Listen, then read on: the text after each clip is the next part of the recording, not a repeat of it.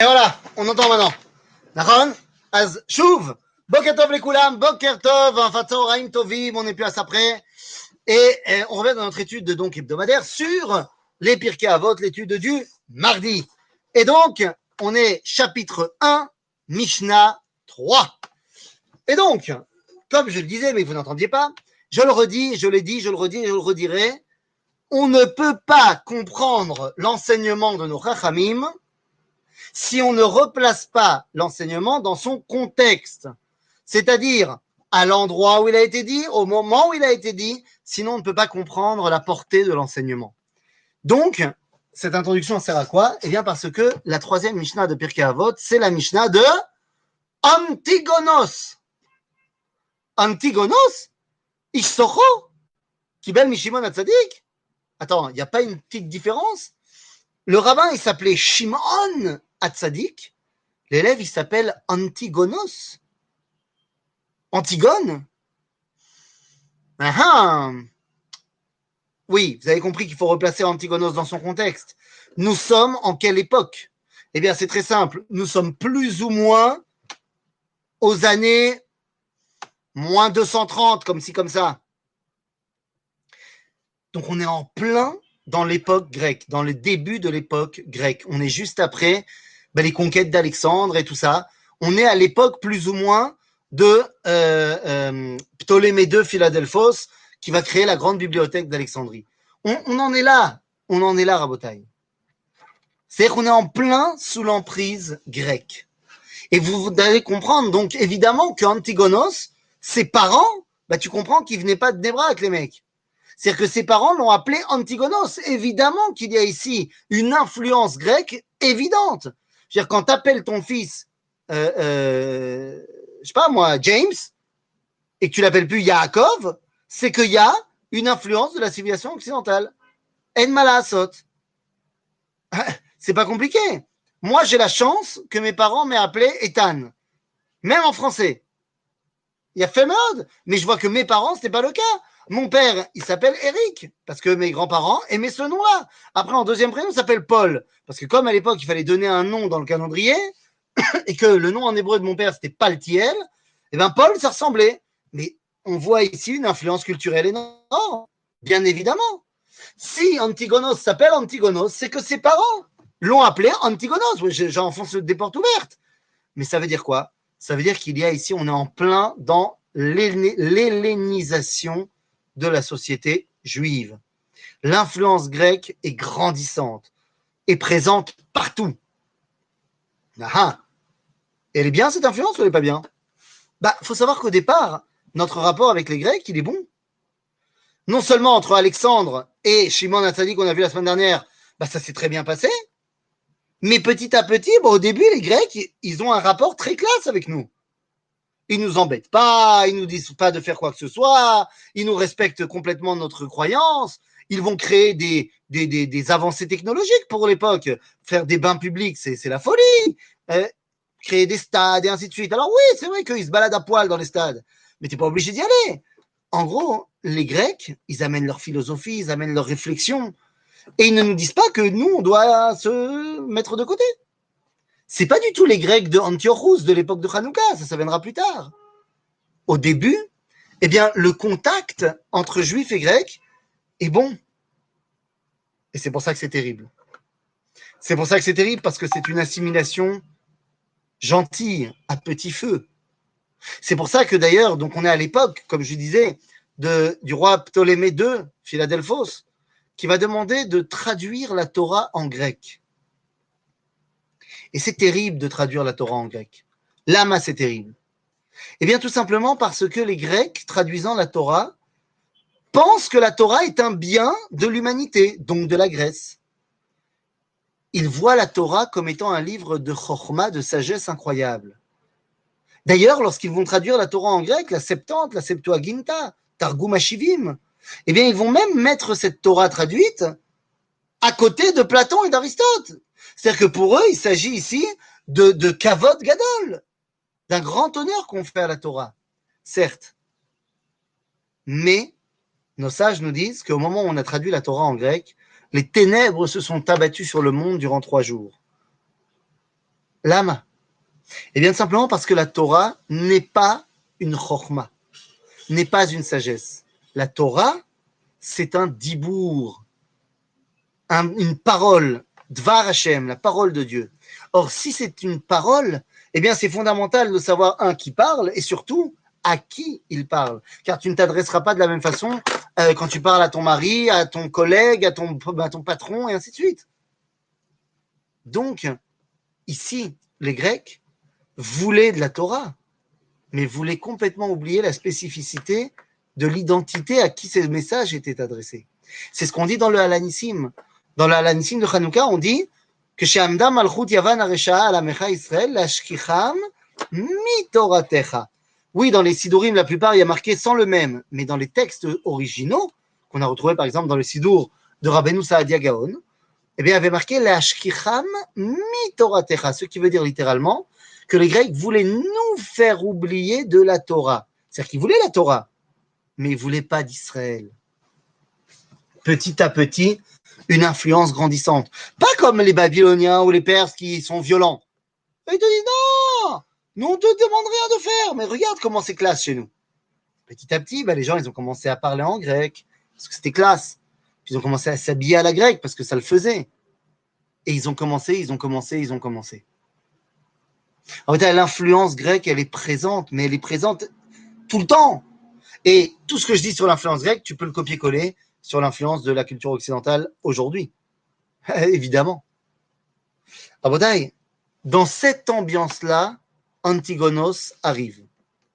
Et donc, Antigonos, on est dans le début, en fait, de ce qui va être le début de la fin, finalement.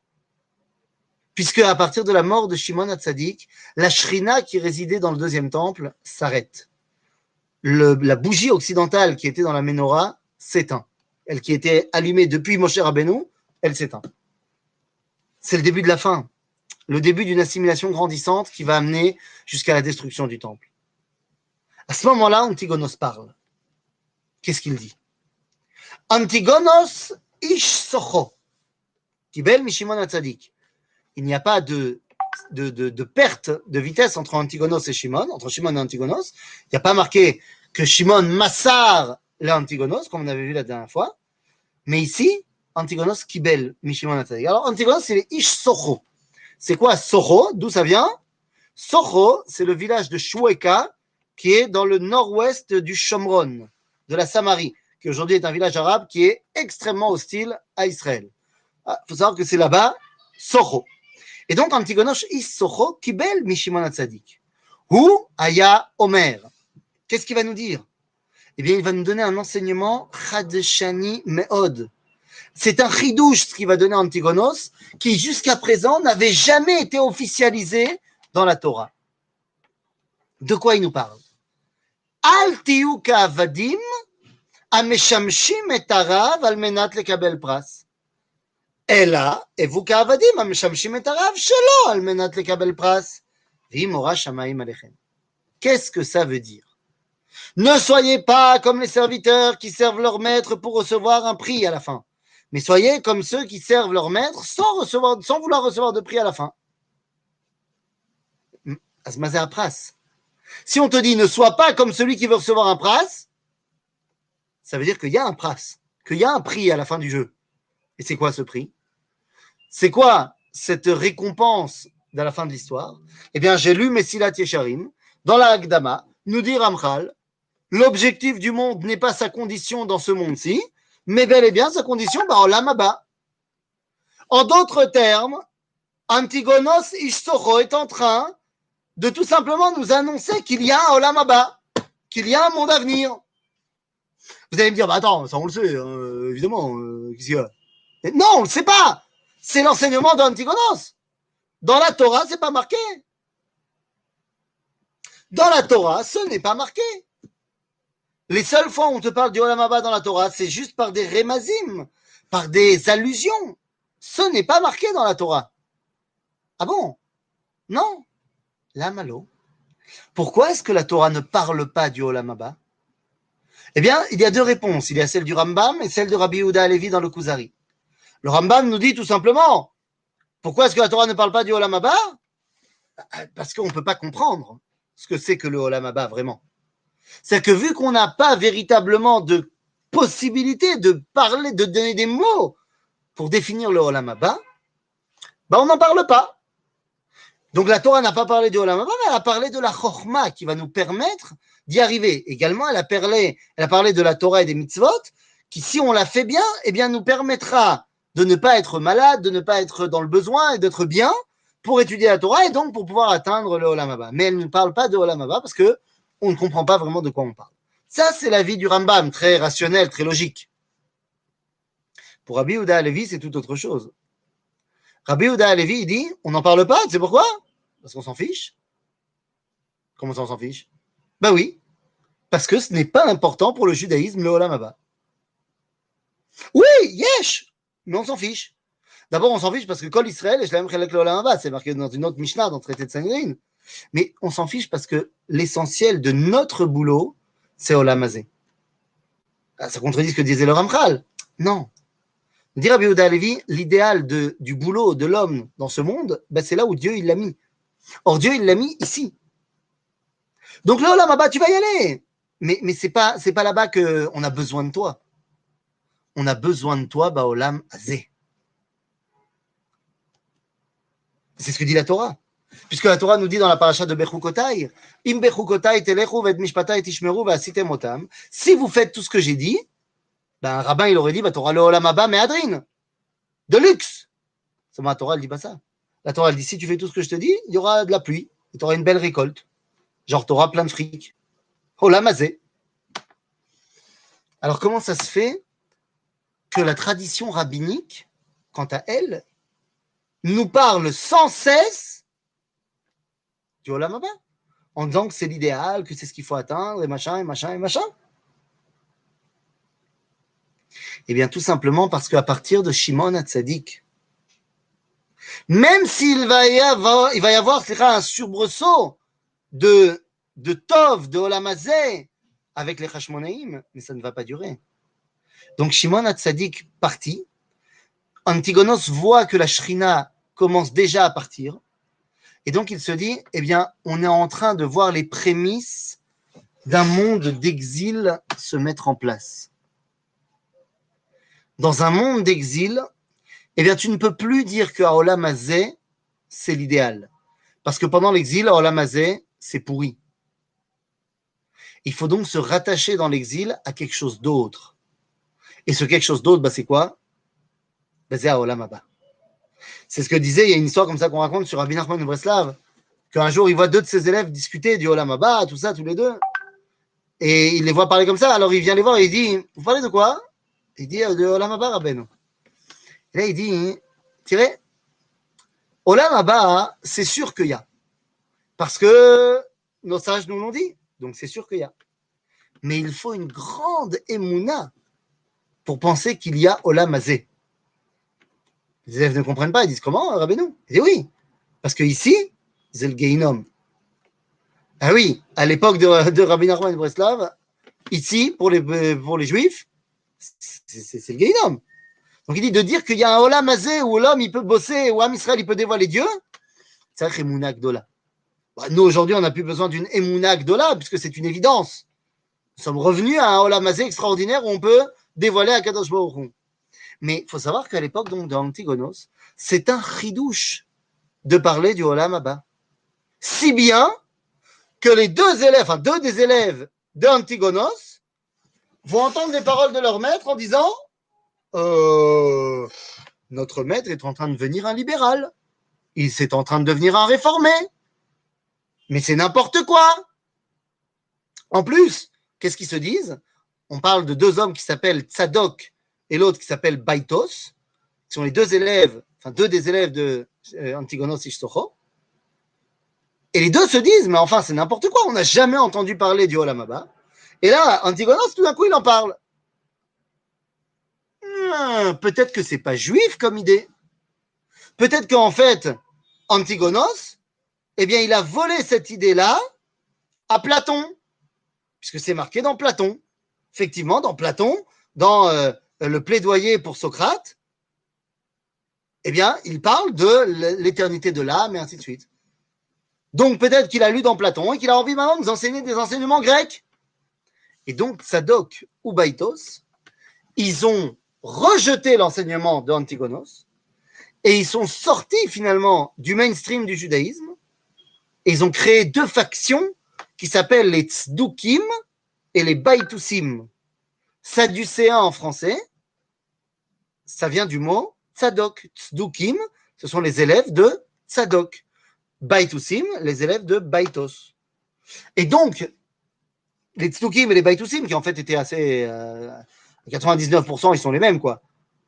Ils ont tout simplement rejeté l'idée du Olam Haba. En Olam Haba Bayahadut, d'après ce qu'ils disent.